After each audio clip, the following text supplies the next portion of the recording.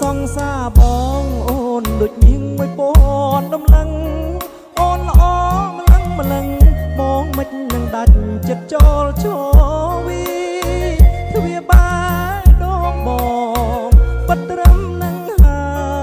យស្រីស្អាតទាំងឡាយខ្ញុំឈប់ហើយធ្វើព្រានារី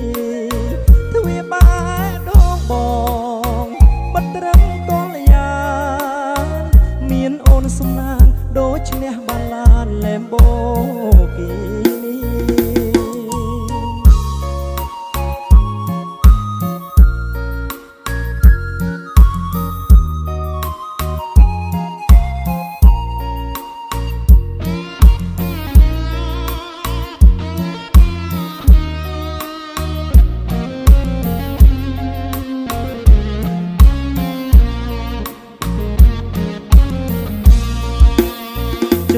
សងសាប